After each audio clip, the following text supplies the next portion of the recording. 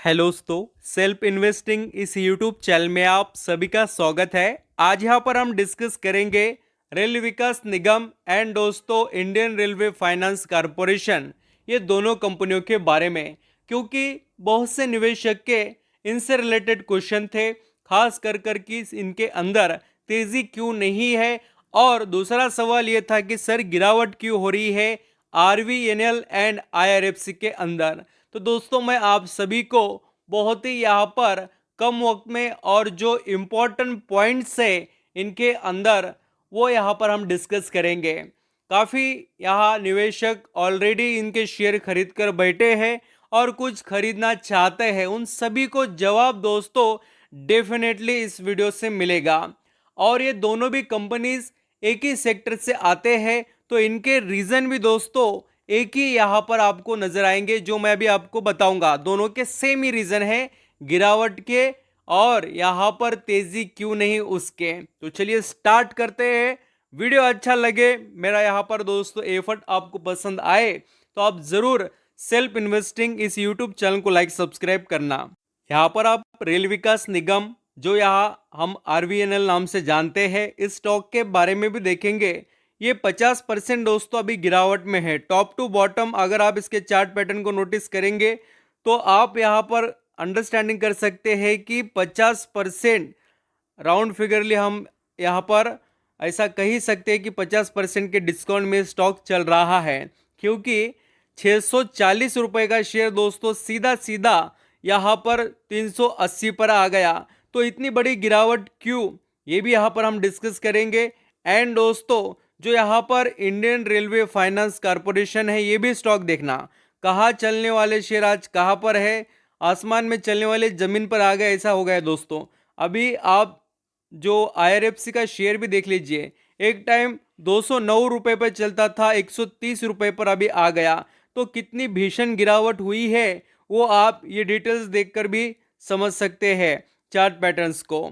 तो रीजंस मैं अभी यहाँ पर आपके आगे रखना चाहूंगा कि गिरावट क्यों हुई। तो फर्स्ट रीजन है दोस्तों ये दोनों स्टॉक में, वो है प्रॉफिट बुकिंग का।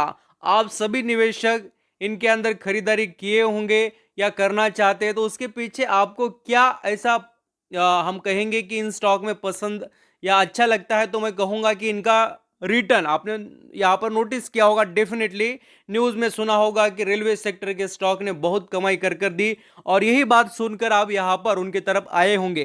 तो दोस्तों प्रॉफिट बुकिंग बहुत ही हेवीली इनके अंदर हो रही है, क्योंकि लोगों ने चिल्लर प्राइस पर खरीदे हैं, किसने 30 रुपए पर, किसने 20 रुपए पर। यहाँ पर हम कह सकते हैं कुछ अलग अलग प्राइजेस है, जिनके बारे में यहाँ पर हम कह सकते हैं कि निवेशक बहुत फायदे में अभी भी है। तो इसलिए प्रॉफिट बुकिंग वो धीरे धीरे कर रहे हैं। एंड गवर्नमेंट ऑल्सो दोस्तों स्टेक सेल किया। अभी क्या होता है, गवर्नमेंट के पास स्टेक तो यहाँ पर बिल्कुल अच्छा खासा अवेलेबल तो होता है, बट गवर्नमेंट ने भी राइट टाइम पे दोस्तों बहुत ही अच्छे प्राइस पर बेचा, क्योंकि फंड रेजिंग उन्होंने यहाँ पर पहले भी मेंशन किया था कि हम स्टेक सेल करने वाले। कुछ यहाँ पर सेबी के रूल्स होते हैं, उसके हिसाब से शेयर होल्डिंग मेंटेन करना पड़ती है। 75% से ज़्यादा होल्डिंग आप नहीं रख सकते हैं, प्रमोटर कोई भी। तो वह सभी चीज़ें उनकी उनकी रहेगी, बट ये एक बहुत बड़ा हम कह सकते हैं गिरावट के पीछे रीजन है। देखिए कोई number of quantity share at a one time sale होते हैं, इतनी बड़ी क्वांटिटी, तो किसी भी शेयर में गिरावट तो डेफिनेटली आती ही है।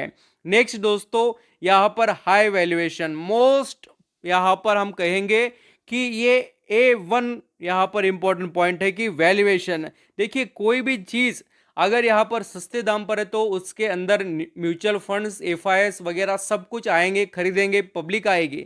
बट जब कोई शेयर बहुत महंगा हो जाता है और उसको उतना ही महंगे लेवल का दोस्तों सपोर्ट, यानी उतना गवर्नमेंट के पॉलिसीज का और उतना ही ज़्यादा पब्लिक का भी, एंड उस कंपनी के प्रॉफिट्स वगैरह, ये सभी चीज़ें मायने रखते हैं। वो चीज़ें हमें दिखाई नहीं दे रही है बोलकर इन स्टॉक में हमें हेवीली वैल्यूएशन बढ़ने की वजह से गिरावट के वैल्यूएशन जो हाई है उसका ही इम्पैक्ट दिखाई दे रहा है। एंड दोस्तों अभी यहाँ पर बहुत सी चीज़ें ये भी देखने को मिली है कि कुछ प्राइवेट्स या यहाँ पर जो बिजनेसेस है वो यहाँ नेगेटिव इम्पैक्ट कर रहे हैं। आप देखिए reliance on Indian railway, IRFC business is heavily depend on the Indian Railway, and any negative news or performance issue with the railway can negatively impact IRFC। ये ऐसे जो न्यूज़ वगैरह होते हैं उसका भी अभी पहले से ही गिर तो रहा है, बट कुछ इधर उधर के न्यूज़ आ गए, बस उसको काफ़ी हो गया।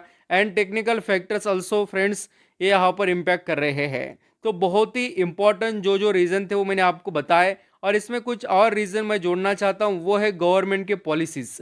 अब देखिए, जितना यहाँ पर रेलवे स्टॉक ने हमें इतना रिटर्न कमा कर दिया ना, आपने देखा नहीं हो तो मैं बताता हूँ।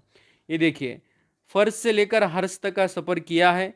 देखिए, 24 रुपये का शेयर, 24-20 रुपये का शेयर कहाँ 200 पर जाता है, तो कितना परसेंट पैसा बना है ये आपको मैं बताता हूँ। ये देखिए कितना परसेंट है दोस्तों, ये है 700-800%, यानी 800 बोले तो बहुत बड़ी बात है। 8-8 गुना पैसा बन गया लोगों का। तो इसके पीछे गवर्नमेंट के पॉलिसीज़ और लगातार यहाँ पर एक्सपेंडिचर गवर्नमेंट ने बजट में की है, और बजट में भी इस बार बहुत ज़्यादा हम कहेंगे कि इतना नोटिस नहीं किया गया। अभी रेल विकास निगम को भी आप देखिए, कहाँ चलता था 19 रुपये पर दोस्तों, और अभी कहाँ है, देखिए कहाँ से कहाँ पर 3000%, यानी देखिए कितने पैसे बने।